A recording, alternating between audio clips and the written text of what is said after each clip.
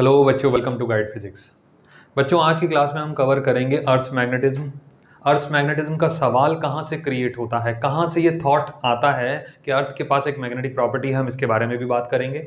Earth's magnetism का basic cause क्या है वो उसके बारे में बात करेंगे। अर्थ्स मैग्नेटिज्म से रिलेटेड कैरेक्टरिस्टिक प्रॉपर्टीज या कह सकते हैं आप एलिमेंट्स ऑफ अर्थ्स मैग्नेटिज्म, हम इसके बारे में भी बात करेंगे। तो आज की क्लास में अर्थ मैग्नेटिक प्रॉपर्टी, अर्थ की जो मैग्नेटिक प्रॉपर्टी है या अर्थ की जो मैग्नेटिक फील्ड है उससे रिलेटेड सारे कंसेप्ट्स के ऊपर हम बात करने वाले हैं। देखिए, सबसे पहली बात ना, ठीक है कि अर्थ के पास एक मैग्नेटिक प्रॉपर्टी होती है, ये अब हम जानते हैं। हम ये भी जानते हैं कि जो एक कंपास होता है जिसको आप मैग्नेटिक नीडल बोलते हैं, उससे हम अर्थ का नॉर्थ और साउथ डायरेक्शन का पता लगा सकते हैं, हम ये भी जानते हैं। लेकिन ये सवाल कहीं ना कहीं से तो अराइज हुआ होगा ना कि अर्थ के पास एक मैग्नेटिक प्रॉपर्टी होती है, या यूं कह सकते हैं कि कोई ना कोई ऐसी घटना घटित हुई होगी जिसके बाद ये थॉट मन में आया होगा कि अर्थ के पास एक मैग्नेटिक प्रॉपर्टी है।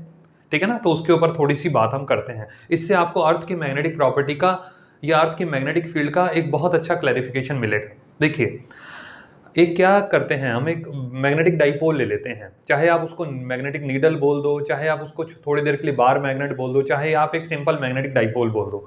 आप उसको अगर ऐसे हैंग करते हो, ठीक है ना, ऐसे फ्रीली सस्पेंड करते हो, तो वो दो डायरेक्शन आपको दिखाता है। It tries to align itself along north side and south side. ठीक है, यानी कि वो जो कंपास है या वो डाइपोल है, मैग्नेटिक डाइपोल जिसको आप बोल रहे हो, वो अपने आप को अर्थ की नॉर्थ और साउथ डायरेक्शन में अलाइन कर लेता है। एक डायरेक्शन उसका नॉर्थ की तरफ पॉइंट करेगा और एक साइड उसकी साउथ की तरफ पॉइंट करेगी। इससे हमको आइडिया लग जाता है कि हाँ जी, ये अर्थ का नॉर्थ है और ये वाला अर्थ का साउथ है। थोड़ी देर के लिए अगर हम इसको हल्का सा डिफ्लेक्ट करते हैं, हल्का सा डिफ्लेक्ट करते हैं, तो ये फिर से अपने आप को उसी डायरेक्शन में वापस अलाइन करने की कोशिश करता है। इसका मतलब इसके आसपास कोई ऐसी चीज मौजूद है जो इसको एक ही दिशा में अलाइन होने पर मजबूर कर रही है।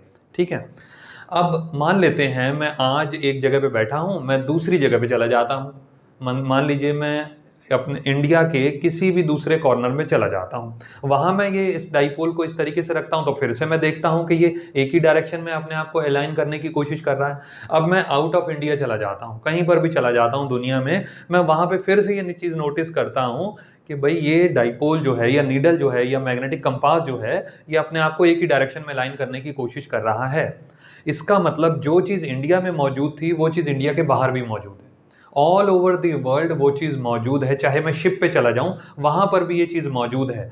यानी कि मैं अर्थ सरफेस के अराउंड ही ट्रेवल कर रहा हूं और मैं ये देख रहा हूं कि ये एक चीज के इन्फ्लुएंस में काम कर रहा है। ये जो मेरा डिवाइस है ये किसी चीज के इन्फ्लुएंस में काम कर रहा है, ये अर्थ का नॉर्थ और अर्थ का साउथ को रिप्रेजेंट करने की कोशिश कर रहा है। ठीक है, अब एक तरीके से ये टूल का काम भी कर रहा है। टूल का मतलब आपका हो गया एक डिवाइस कह लीजिए, है ना। आपके पास एक ऐसा सेटअप है, छोटा सा हैंडी सेटअप ऐसा है जिससे आप कभी भी दिन के समय, रात के समय, कोई भी मौसम हो, कैसा भी हो, कैसा भी एटमॉस्फेयर, कैसा भी एनवायरनमेंट हो, आप पता लगा सकते हो कि अर्थ का नॉर्थ और अर्थ का साउथ कौन सा है। अगर आप दिन के समय की बात करें, थोड़ी देर के लिए इसको हटाते हैं, आप दिन के समय की बात करें, सूरज की रोशनी से भी आप पता लगाते हैं कि ईस्ट साइड कौन सी है, वेस्ट कौन सी है, नॉर्थ और साउथ, उससे भी आपको पता चल जाता है। लेकिन रात के समय में कैसे पता लगाएंगे, नहीं चलेगा। रात के समय में ये डिवाइस भी काम कर सकता है। ये डिवाइस तो खैर किसी भी समय पर काम कर सकता है, किसी भी मौसम में काम कर सकता है। मेरे कहने का सिर्फ ये मतलब है कि सन की पोजीशन के अलोंग भी आप आइडिया लगा लेते हो कि नॉर्थ साउथ ईस्ट वेस्ट क्या है। लेकिन इस डिवाइस, ये जो टूल है ना हमारा, इसके यूज करके तो हम किसी भी समय पे 24/7 हम कभी भी किसी भी हालात में अर्थ का नॉर्थ और साउथ पता लगा सकते हैं। ये तो था इसका एक यूसेज। अब बात आती है, हम दोबारा से अपने टॉपिक पे आते हैं कि ये किस चीज के इन्फ्लुएंस में काम कर रहा है कि ये हर बार नॉर्थ और साउथ को दिखाता है। तो वो चीज है अर्थ की मैग्नेटिक फील्ड। ठीक है ना, थोड़ा सा इसका इलस्ट्रेशन आपको और देता हूं। अब क्या हुआ कि जैसे मान लीजिए ये नॉर्थ है और ये साउथ है, ये चीज नॉर्थ को पॉइंट कर रही है। इसका मतलब अगर मैं इस तरफ जाऊंगा तो मैं अर्थ के नॉर्थ पोल की तरफ पहुंच जाऊंगा। अगर मैं इस डायरेक्शन को फॉलो करूंगा तो मैं अर्थ के साउथ पोल की तरफ पहुंच जाऊंगा। तो जैसे जैसे मैं अर्थ के नॉर्थ की तरफ आगे बढ़ता हूँ, थोड़ा और आगे बढ़े और आगे बढ़े और आगे बढ़े और आगे बढ़े, ध्यान दीजिएगा, जैसे जैसे मैं आगे बढ़ रहा हूँ नॉर्थ की तरफ, वो नीडल लगभग ऐसा ही है। लेकिन जैसे ही मैं अर्थ के नॉर्थ पोल के नजदीक पहुंचने लगता हूं तो ये हल्का सा डिफ्लेक्ट हो जाएगा ऐसे। इसको मार्क करिएगा और इसको बहुत ध्यान दीजिएगा इस कंसेप्ट को। जैसे ही मैं अर्थ के नॉर्थ पोल के या साउथ पोल के नजदीक पहुंचूंगा तो ये इस तरीके से बेंड हो जाएगा। साउथ पोल के नजदीक जाएंगे तो ये ऐसे बेंड हो जाएगा, नॉर्थ पोल के नजदीक जाएंगे तो ये ऐसे बेंड होगा, और नजदीक गए और बेंड हो गया, और नजदीक आप नॉर्थ पोल के गए और बेंड हो गया, और जैसे ही आप एग्जैक्ट नॉर्थ पोल पे पहुंचेंगे ये ऐसे बिल्कुल वर्टिकल हो जाएगा। आप समझ रहे हैं? देखिए कितना जबरदस्त जबरदस्त इसका वर्किंग है। आप ऐसे समझो किस तरीके से हमको कितना क्लैरिफाइड आइडिया हमको दे रहा है कि जब तक हम नॉर्मल सरफेस पे ट्रेवल कर रहे थे अर्थ के, तब तक तो ये इस तरीके से हॉरिजॉन्टली अलाइन था। अब जैसे जैसे हम नॉर्थ पोल के नजदीक पहुंचे ये वैसे वैसे थोड़ा सा बेंड होने लगा, और बेंड हुआ और बेंड हुआ और बेंड हुआ और बेंड हुआ, और जैसे ही हम नॉर्थ पोल पे ऊपर पहुंच गए ये बिल्कुल वर्टिकल हो गया। It align itself along vertical direction. Clear हो गया पॉइंट? अब देखिए ये कहाँ जाएगा, ये नीचे अर्थ की साइड जा रहा है, अर्थ की सरफेस की तरफ जा रहा है, या यूं कहें कि it tends to move toward the centre of the earth, ऐसा भी बोल दो। जैसे जैसे हम आगे बढ़ेंगे, अब यहाँ पे हम आगे बढ़ने का, यहाँ तो एक सवाल और उठता है ना, अब हम आगे बढ़े कहाँ, किधर जाएं हम बढ़े? हम तो सीधे नीचे की तरफ जा रहे हैं, हम अर्थ की सरफेस को टच कर गए, अब हम कहाँ जा सकते हैं? कहीं नहीं जा सकते। क्लियर हो गया? तो इसका मतलब ये हुआ कि ये जिस चीज के इन्फ्लुएंस में काम कर रहा था वो नॉर्थ पोल पे आकर के वर्टिकल हो गई, जिसने इसको वर्टिकल बना दिया, ऐसा भी आप बोलिए, ऐसा भी आप समझने की कोशिश करिए। ठीक है? मेरे कहने का सिर्फ ये मतलब है कि जब तक आप नॉर्मल सरफेस के ऊपर ट्रेवल कर रहे थे this magnetic needle was held horizontally, but as you move towards the pole it align itself in vertical position. अब यहाँ पे आने के बाद हम कहीं जा नहीं सकते। किधर जाओगे आप? लेफ्ट राइट कहीं पे भी नहीं जा सकते, है ना? ये डायरेक्शन, ये पॉइंट हमारा हो गया नॉर्थ।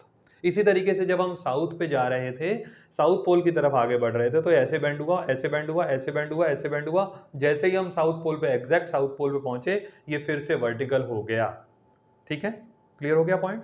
इससे ये बात साबित हुई कि अर्थ के पास एक ऐसी प्रॉपर्टी है जिसके थ्रू ये मैग्नेटिक नीडल काम कर रहा है, जिसके अंडर, जिसके इन्फ्लुएंस के अंडर ये काम कर रहा है। क्लियर हो गया पॉइंट? अब जब ये घटना घटित हुई, ये एक छोटा सा इलस्ट्रेशन है आपको समझाने के लिए। मैं ये नहीं कहना चाहता हूं कि किसी ने इस घटना को अंजाम दिया या किसी कौन से ऐसे साइंटिस्ट ने इसको एक्सपीरियंस किया, मैं ये नहीं कह रहा हूं। मैं सिर्फ ये कह रहा हूं कि अगर आप भी इसके ऊपर वर्किंग करेंगे ना तो आप भी यही पाएंगे जो मैंने भी समझाया है। कहने का मतलब ये है कि ये जो सारा इन्फ्लुएंस है, ये जो सारा घटनाक्रम है, इसके थ्रू हम ये समझ पा रहे हैं कि अर्थ के पास एक ऐसी मैग्नेटिक प्रॉपर्टी है जो इस मैग्नेटिक डाइपोल को अलाइन करने की कोशिश करती है।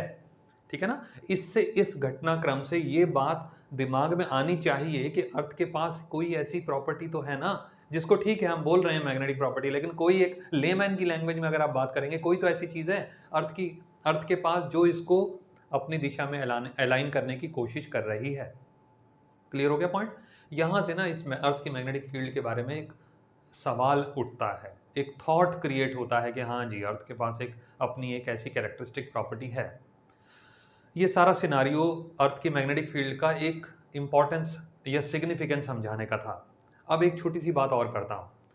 एक मन में सवाल और आना चाहिए, क्या अर्थ की सरफेस से ऊपर हम जाते हैं, जैसे एरोप्लेन में हम बैठे हैं ऊपर की तरफ बढ़ रहे हैं, या हम एक रॉकेट की बात करें या एक स्पेसक्राफ्ट की बात करें जो ऊपर की तरफ जा रहा है, क्या वहां पे भी ये नीडल के ऊपर ऐसा इन्फ्लुएंस आएगा? वहां ये बात नोटिस की जाती है कि जैसे जैसे हम अर्थ की सरफेस के ऊपर उठते हैं वैसे वैसे इसके ऊपर जो मैग्नेटिक फील्ड का इफेक्ट है ना वो कम होता चला जाता है। इससे ये बात फिर से साबित हो जाती है, या इस बात को एक और बल मिल जाता है कि जो मैग्नेटिक प्रॉपर्टी है वो सिर्फ अर्थ की वजह से ही है, वो एटमॉस्फेयर की वजह से नहीं है। समझ आया आपको पॉइंट? जैसे जैसे आप ऊपर जा रहे हैं वैसे वैसे मैग्नेटिक स्ट्रेंथ कम होती चली जा रही है अर्थ की। तो ये दो तीन बातें आप नोट कर सकते हैं। अब सिंपल सा एक डायग्राम अगर हम अर्थ का बनाते हैं तो वो ये है, this is north pole, this is south pole, this is east, this is west. अब अर्थ जो रोटेट करती है ना वो that is west to east, तभी सन जो है हमको ईस्ट टू वेस्ट आता हुआ दिखाई देता है। ठीक है? अब ये नॉर्थ है, ये साउथ है, इसको बोलते हैं जियोग्राफिक नॉर्थ। जियो या शॉर्ट फॉर्म मैंने लिखा है जियोग्राफिक, आप इसको बोल सकते हैं geographic north, and this is known as geographic south. यानी कि ज्योग्राफी के हिसाब से नॉर्थ पोल और ज्योग्राफी के हिसाब से साउथ पोल। अब यहां पर एक चीज और देखी गई कि जैसे मैंने अभी आपको बताया कि मैग्नेट जब नॉर्थ पोल के नीडल जब नॉर्थ पोल के नजदीक गया तो उसने अपने आप को ऐसे ऐसे वर्टिकल कर लिया। तो जिस पॉइंट पे वो गिरा आकर के, या जिस पॉइंट की तरफ वो पॉइंट कर रहा है, अर्थ की जिस सरफेस की तरफ वो पॉइंट कर रहा है, दैट बिकम्स नॉर्थ पोल। तो वो ये देखा गया कि वो नॉर्थ पोल ना ज्योग्राफिक नॉर्थ से थोड़ा सा अलग है, थोड़ा सा सेपरेटेड है। इसको बोलेंगे आप मैग्नेटिक नॉर्थ, और यहां पर लाई करा मैग्नेटिक साउथ। तो ये एक लाइन बन गई इस तरीके से, this is known as magnetic axis. अगर हम जियोग्राफिक एन, इसको मैं जी एन लिख देता हूं और यहां मैं जी एस लिख देता हूं। अगर मैं जी एन और जी एस इसको ज्वाइन करता हूं तो this is known as geographic axis, ठीक है। और अगर मैं मैग्नेटिक नॉर्थ और मैग्नेटिक साउथ को ज्वाइन करता हूं तो इसको मैं बोलता हूं magnetic axis. Are you getting this point? ये नोट डाउन आप कर सकते हैं। This is magnetic axis, this is geographic axis. दोनों के बीच में थोड़ा सा एंगल बनता है, ये देखिए आप, दोनों के बीच में थोड़ा सा एंगल बनता है। This is denoted by theta, and this theta is known as angle of declination. इसके बारे में मैं अभी आगे थोड़ी देर में बताऊंगा, ठीक है। तीन कंपोनेंट्स होते हैं अर्थ की जो मैग्नेटिक फील्ड होती है। अर्थ की मैग्नेटिक फील्ड को अगर हम बी से डिनोट करें, यहाँ वैल्यू लिखा है, इट इज अराउंड 10⁻⁻5 टेस्ला। बहुत वीक होता है। जैसे अर्थ की ग्रेविटी या ग्रेविटेशनल फोर्स के बारे में आप जब स्टडी करते हो ना, तो it is considered to be the weakest force.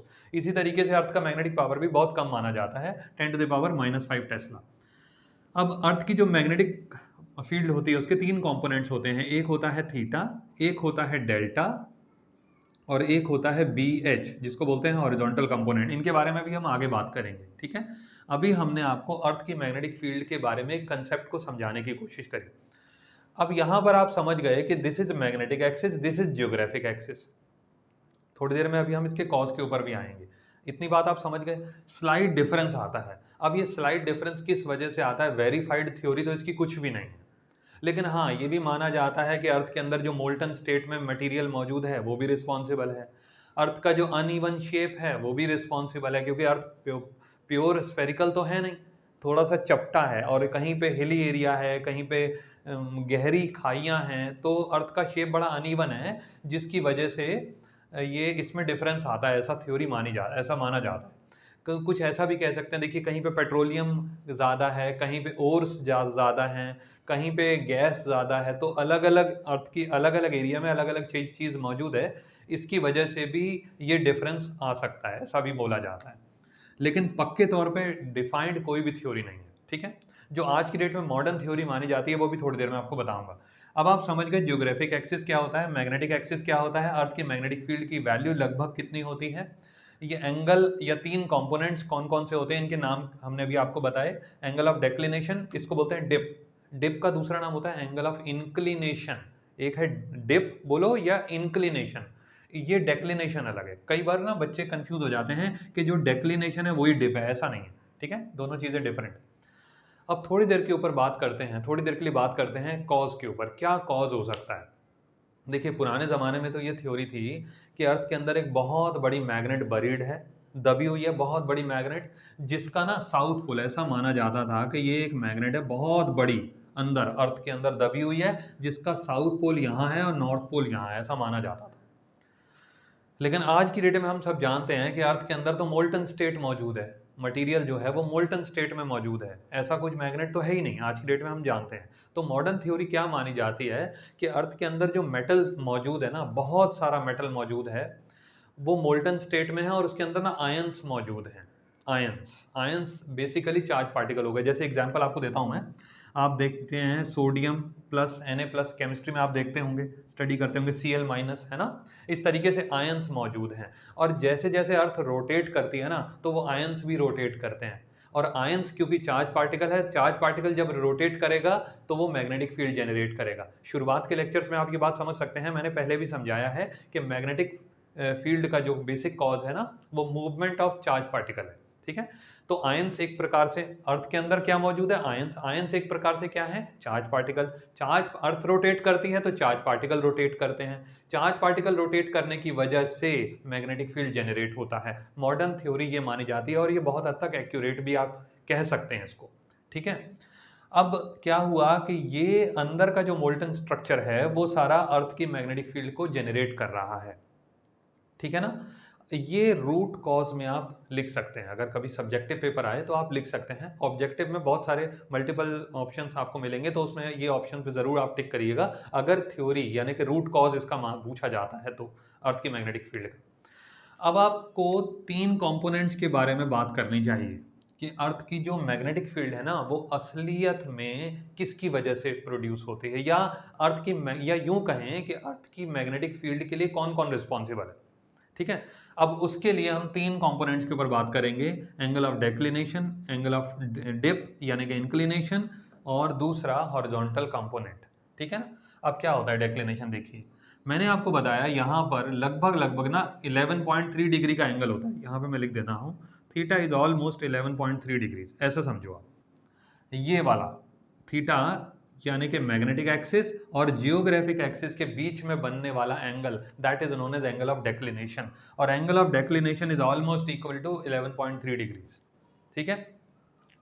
अब यहां पर एक बात और आती है, देखिए अगर इस एक्सिस के अलोंग में वर्टिकल प्लेन रख दूं, कोई भी वर्टिकल प्लेन आप समझते हैं या प्लेन समझते हैं जिसमें 2 एक्सिस इन्वॉल्व होती हैं। चलो एग्जांपल देता हूं मैं, आप क्या करो, जैसे और अच्छा एग्जांपल इसका क्या लिया जा सकता है, ऑरेंज ले लो, संतरा या टमाटर ले लो या आलू ले लो, उसको स्लाइसेस में काट दो, तो वो जो एक स्लाइस बन के आई ना, that is known as plane, आप उसको ऐसे बोलो। ठीक है ना, ऐसे समझो। इसी तरीके जैसे हमने आलू को बीच में से कट किया और उसकी एक स्लाइस निकाल ली, इसी तरीके से अर्थ को भी आप बीच में से कट करो और स्लाइस निकाल लो, तो दैट स्लाइस बिकम्स प्लेन। ठीक है ना। तो वो स्लाइस जिसमें मैग्नेटिक एक्सिस आ रही है, प्लीज नोट करिएगा, वो स्लाइस जिसमें मैग्नेटिक एक्सिस आ रही है, that slice is known as magnetic meridian. मैंने वर्ड यूज किया meridian, that slice is known as magnetic meridian. ठीक है ना, जिसमें दैट प्लेन, सॉरी स्लाइस बार बार आ रहा है मुंह में, लेकिन यहां पे आप बोलिएगा प्लेन, स्लाइस से मतलब मेरा ये है वर्ट प्लेन, सॉरी। अब जो प्लेन के ऊपर मैग्नेटिक एक्सिस आ रही है, that plane is known as magnetic meridian, और जिस प्लेन के ऊपर जियोग्राफिक एक्सिस आ रही है, that plane is known as geographic meridian. तो angle between magnetic meridian and geographic meridian is known as angle of dip, I am sorry, angle of declination. ठीक है ना। अब यहां पर एक सवाल आता है, क्या ये हमेशा कांस्टेंट है? नो। अगर आप हिमाचल प्रदेश चले जाइए, इंडिया की बात करते हैं हम, आप हिमाचल प्रदेश चले जाइए, आप आसाम चले जाइए, दोनों जगह के लिए एंगल ऑफ डेक्लिनेशन ये अलग अलग होगा। बात समझ में आ रही है? देखिए एग्जाम्पल दे दीजिए, यहां से देखिए, अगर यहां से हम देख रहे हैं इसको 11.3 डिग्री लग रहा है, यहां से देखेंगे तो थोड़ा सा डिफरेंस कम हो जाएगा, एंगल थोड़ा सा कम हो जाएगा। देखिएगा यहाँ पे आ जाइए, एंगल थोड़ा और कम हो जाएगा, यहाँ पे आ जाइए लगभग एंगल 0 हो जाएगा, यहाँ चले जाइए एंगल दूसरी साइड में चला जाएगा। मेरे कहने का सिर्फ ये मतलब है कि angle of dip varies from place to place. बात कर रहे थे कि angle of declination varies from place to place, वजह उसकी क्या है? देखिए जब अर्थ रोटेट करती है ना, तो अर्थ को यहाँ पे आप इस तरीके से ऐसे समझो, ऐसे रोटेट कर रही है। अगर कोई पर्सन कोई यहाँ पे स्टैंडिंग पोजीशन में है, तो वो उसका आप देखिए जो सर्कुलर ऑर्बिट बन रहा है वो छोटा बन रहा है। कोई व्यक्ति इक्वेटर पे है, ये जो सर्कल है या ये वाला जो डॉटेड सर्कल है, दिस इज रिप्रेजेंटिंग इक्वेटर। यहाँ पर एक बात आपको और बताना चाहता हूँ, इसको बोलते हैं आप जियोग्राफिक इक्वेटर, और अगर आप ऐसे परपेंडिकुलर बना दोगे, ये देखिए इस मैग्नेटिक एक्सिस के परपेंडिकुलर एक सर्कुलर ऑर्बिट बना दोगे, तो दिस बिकम्स मैग्नेटिक इक्वेटर। तो इक्वेटर भी 2 हो गए, मैग्नेटिक इक्वेटर और जियोग्राफिक इक्वेटर। मेरिडियन भी 2 हो गए, जियोग्राफिक मेरिडियन और मैग्नेटिक मेरिडियन, और एक्सिस भी दो हो गई, जियोग्राफिक एक्सिस और मैग्नेटिक एक्सिस। ठीक है। अब मैं ये बता रहा था आपको कि अगर कोई व्यक्ति इक्वेटर पे है, if a person is eight equator, ऐसे उसका लोकेशन इक्वेटर है, तो उसका जो सर्कुलर ऑर्बिट है वो ज़्यादा है। अगर थोड़ा थोड़ा ऊपर बढ़ेंगे तो सर्कुलर ऑर्बिट कम है, और थोड़ा ऊपर बढ़ेंगे देखिए सर्कुलर ऑर्बिट और कम है। क्लियर हो गई बात? और अगर बिल्कुल पोल्स पे आ जाएंगे तो सर्कुलर ऑर्बिट ऑलमोस्ट 0 हो जाएगा। कहने का मतलब सिर्फ ये है कि ये जो लोकेशन है ना, इसकी वजह से थीटा की वैल्यू बदलती है, एंगल ऑफ डेक्लिनेशन बार बार बदलता है, या यूं कहें कि angle of declination changes with change in place, change in position और चेंज इन लोकेशन। ठीक है। बात करते हैं अर्थ मैग्नेटिक फील्ड का second component, angle of dip. अभी हमने बात करा, आई एम सॉरी, अभी हमने बात करी थीटा की, जिसको हम बोलते हैं डेक्लिनेशन, एंगल ऑफ डेक्लिनेशन, इसको बोलते हैं एंगल ऑफ डिप, या फिर एंगल ऑफ इंक्लिनेशन, जिसको हम डेल्टा से डिनोट करते हैं। इंक्लिनेशन भी इसको बोला जाता है। थीटा को हम बोलते हैं डेक्लिनेशन, जो अभी हमने बात करी 11.3 डिग्री। ठीक है। अब डेल्टा क्या होता है और डेल्टा को कैसे कैलकुलेट किया जाता है उसके बारे में हम बात करेंगे, और फिर तीसरा कंपोनेंट शुरू होगा BH, जिसको बोलते हैं हॉरिजॉन्टल कंपोनेंट।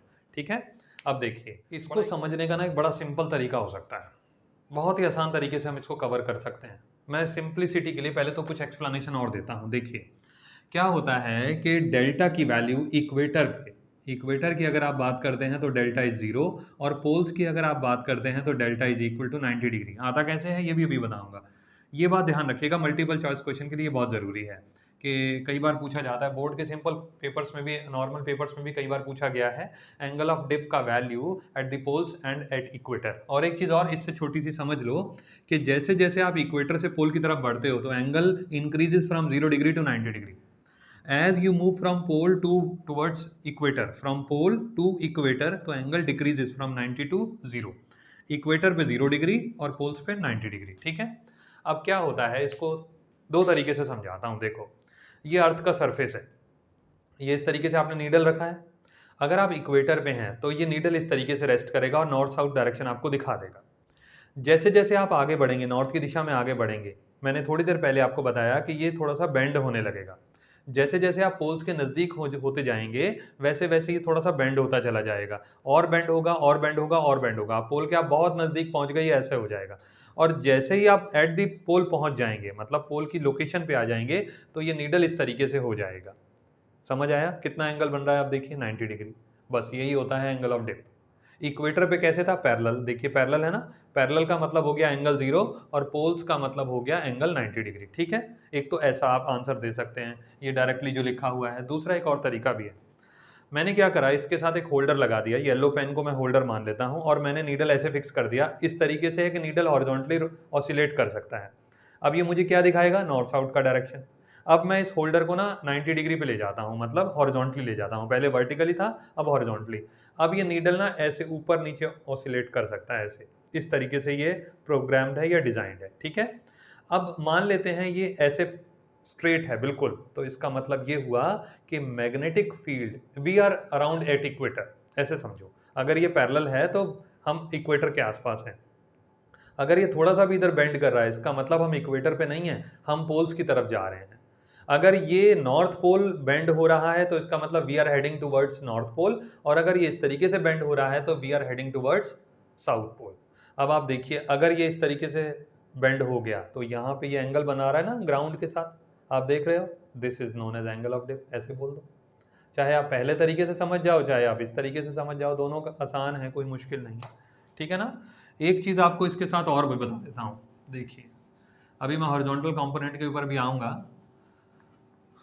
डायग्राम बनाना चाहो तो इस तरीके से आप बना सकते हो। ये देखिए ये अर्थ का मैग्नेटिक फील्ड हो गया, या चलो इसको एरो को हम थोड़ा सा चेंज कर देते हैं, थोड़ा सिंप्लिसिटी के लिए हम ये ले लेते हैं। देखिए this is magnetic field and this is along the, this is the surface of the अर्थ।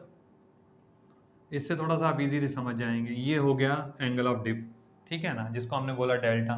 तो अब बताइए मैग्नेटिक फील्ड कौन सी क्वांटिटी है? Vector quantity. वेक्टर क्वांटिटी अगर एंगल पे एक्ट करेगी तो दो कंपोनेंट्स आएंगे, एक कॉस कंपोनेंट एक साइन कंपोनेंट। एंगल वाली साइड पे हमेशा कॉस कंपोनेंट आता है, दूसरा वाला ऑटोमेटिकली साइन कंपोनेंट हो जाएगा। अब कॉस कंपोनेंट को बोलते हैं हॉरिजॉन्टल कंपोनेंट, देखिए क्योंकि ये हॉरिजॉन्टल सरफेस ऑफ द अर्थ के अलोंग आ रहा है, ठीक है ना, और ये क्योंकि परपेंडिकुलर है तो इसको हम बोल देते हैं वर्टिकल कंपोनेंट। अब यहाँ पे ना एक बात जरा समझ लो, पहले जो नीडल है उसके ऊपर ज्यादा रोल किसका है? ज्यादा रोल BH का है या BV का है? हमको ये चीजें समझनी है, क्योंकि ना अभी हम बात करके आए हैं थीटा की, फिर हमने बात करी डेल्टा की, अब हम बात कर रहे हैं BH की। तो एक चौथा कंपोनेंट भी तो आता है BV। लेकिन अगर आप एज पर NCERT पढ़ेंगे या एज पर साइड बुक कोई भी ले लेते हो या थ्योरी ले लेते हो, उसमें 3 कंपोनेंट्स की बात होती है, BV की बात ही नहीं होती, वर्टिकल कंपोनेंट की। क्यों नहीं होती वो सुनिए। ऐसा नहीं है कि ये हमेशा 0 ही रहता है, ऐसा नहीं है, लेकिन इसकी इफेक्ट ना नीडल के ऊपर ना के बराबर होती है। जो नीडल का मेजॉरिटी, जो अर्थ का जो मेजॉरिटी हिस्सा है उसमें पोल्स तो है नहीं, पोल्स तो 2 एंड पॉइंट्स हो गए आप कह लीजिए, या छोटा सा हिस्सा है अर्थ का जिसको आप नॉर्थ पोल या साउथ पोल बोल रहे हैं, ऐसे समझ लो। तो मैक्सिमम हिस्सा तो ये वाला सरफेस है। इस सरफेस पे ना BH का रोल बहुत ज्यादा होता है, BH बहुत ज्यादा इफेक्टिव होता है। Vertical component on the poles या एट द पोल्स ही इफेक्टिव होता है, और पोल्स की अगर हम बात करें तो वहां पे वर्किंग ऑलमोस्ट ना के बराबर है, इसीलिए मेजॉरिटी हिस्सा हम कवर करते हैं BH के साथ। That is why BH is considered important in terms of magnetic components. Vertical component को इसीलिए वैल्यू ज्यादा दिया ही नहीं जाता है क्योंकि इसका ना असर बहुत कम समय के लिए और बहुत थोड़े से एरिया में होता है।